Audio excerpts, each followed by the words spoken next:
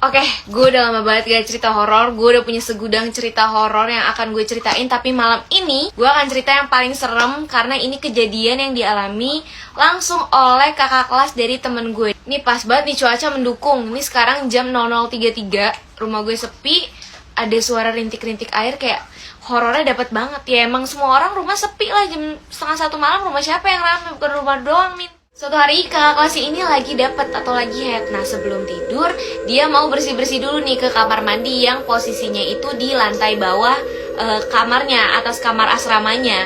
Teman-temannya ini udah pada mau siap-siap mau tidur. Nah, dia sendiri nih ke kamar mandi. Gue nggak tahu ini emang pemberani abis gitu kan, strong woman do bungsun. Enggak dong, itu drakor.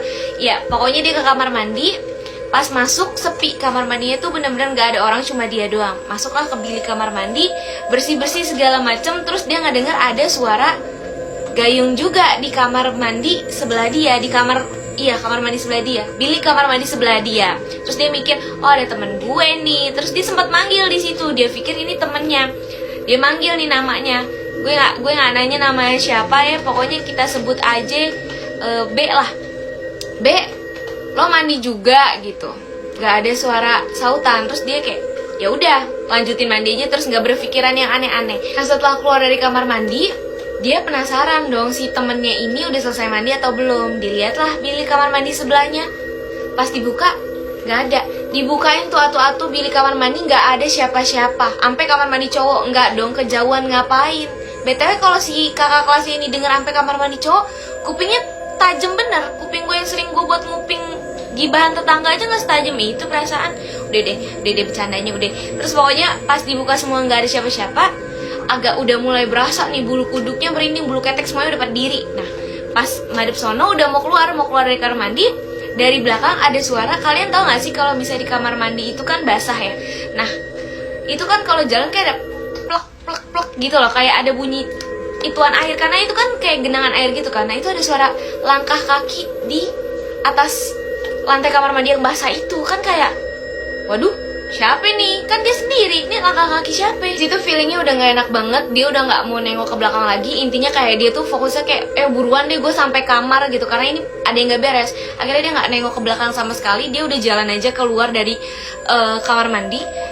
Dan lo tahu, bukan sampai situ aja, suara langkah kakinya ini ngikutin dia jalan.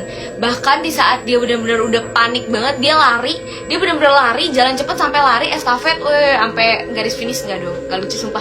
Kayak dia lari, itu suara langkah kakinya juga ikut cepet. Jadi benar-benar dia lari, suara langkah kakinya juga benar-benar lari juga ngikutin dia.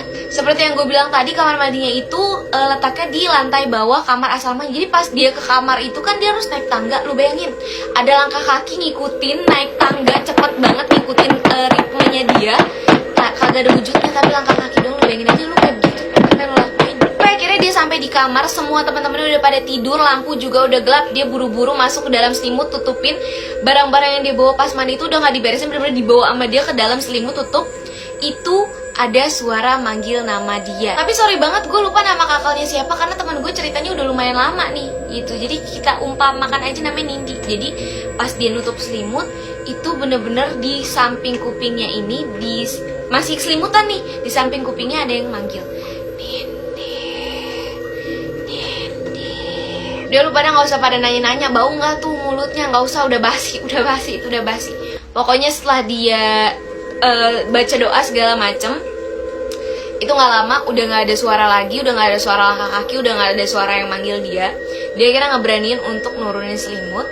Pas turunin selimut, bener-bener itu si setannya itu dimuncul di muka dia, guys, yang kayak bener-bener langsung teriak. Kakak kelasnya bangunin satu kamar. Terus ya udah, akhirnya si kakak kelasnya ini trauma sekitar 1 minggu. Dia tuh nggak mau ditinggalin, bener-bener harus ditemenin kemanapun dia pergi. Gue kalau jadi dia, kayaknya gue nggak akan seberani dia sih, yang kayak berani untuk jalan sendiri ke kamar. Padahal kayak jelas-jelas dia dengar suara langkah kaki dari belakang tapi nggak ada wujudnya. Itu kayak, itu berani banget sih. Kayak makanya gue bilang ceritanya serem banget, karena itu tadi sih kayak wow.